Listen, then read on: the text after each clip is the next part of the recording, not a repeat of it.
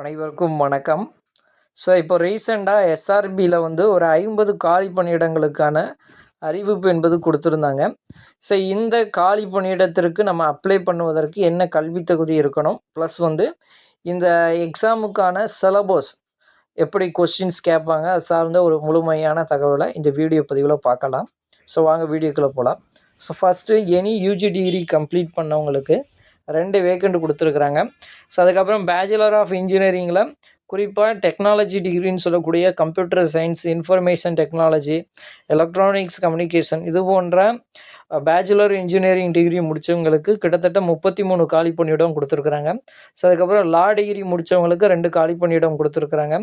Commerce degree முடித்தவங்களுக்கு 9 காலி பணியிடம் கொடுத்துருக்குறாங்க. ஸோ அதுக்கப்புறம் பேச்சுலர் ஆஃப் இன்ஜினியரிங் முடித்தவங்களில் அதில் குறிப்பாக சிவில் ஆர் எலக்ட்ரிக்கல் முடித்தவங்களுக்கு கிட்டத்தட்ட ஒரு 4 காலி பணியிடம் கொடுத்துருக்குறாங்க. ஸோ இந்த கோர்சஸ் நீங்கள் கம்ப்ளீட் பண்ணியிருக்கணும். ப்ளஸ் வந்து கூட்டுறவு பயிற்சி நடப்பு ஆண்டில் பயின்று கொண்டு இருக்க வேண்டும் அல்லது ஆல்ரெடி கம்ப்ளீட் பண்ணியிருக்கணும். சரிங்களா? ஸோ இதுதான் இதோடைய குவாலிஃபிகேஷன்.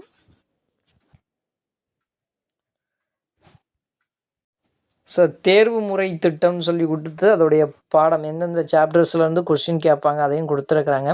ஸோ கூட்டுறவு மேலாண்மை, கூட்டுறவு கடன் மற்றும் வங்கியல், கூட்டுறவு கணக்கியல், அதுக்கப்புறம் கணினி, பொது அறிவு, மனக்கணக்கு நுண்ணறிவுன்னு சொல்ல மென்டல் அபிலிட்டி, திறனறிவு மற்றும் காரணவியல்னு சொல்லக்கூடிய aptitude and reasoning Tamil. So மொத்தம் வந்து உங்களுக்கு 200 கேள்விகள், 170 மதிப்பெண்களுக்கு 3 மணி நேரம் அந்த எக்ஸாம் நடக்கும். அதுக்கப்புறம் 30 மார்க்கு நேர்முக தேர்வு.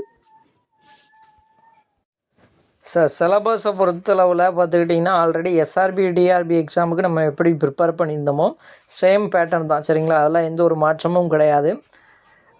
கூட்டுறவின் கருத்தாக்கம்னு சொல்லக்கூடியது ஐசிஏ அமைப்பு. அதுக்கப்புறம் வெளிநாடுகளிலும் இந்தியாவிலும் வந்து அந்த கூட்டுறவு இயக்கத்துடைய முன்னோடிகள், இந்தியாவில் கூட்டுறவு இயக்கம், கோட்பாடு, பரிணாமம் மற்றும் வளர்ச்சி, சுதந்திரத்திற்கு முன் மற்றும் சுதந்திரத்திற்கு பின், புதிய பொருளாதார கொள்கை, வெளிநாட்டு கூட்டுறவு இயக்கம், இந்தியாவில் கூட்டுறவு சட்டம் இயற்றுதலின் கோட்பாடு. ஸோ அதுக்கப்புறம் 1983 கூட்டுறவு சட்டம்.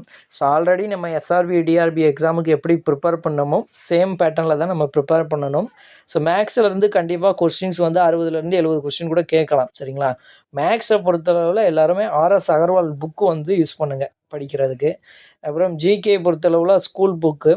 ஸோ தமிழ் கோஆப்ரேட்டிவ்க்கெலாம் ஆல்ரெடி நம்ம வந்து பிடிஎஃப் கொடுத்துருப்போம். அதையே ப்ராப்பராக ஃபாலோ பண்ணிக்கிடுங்க, போதுமானது.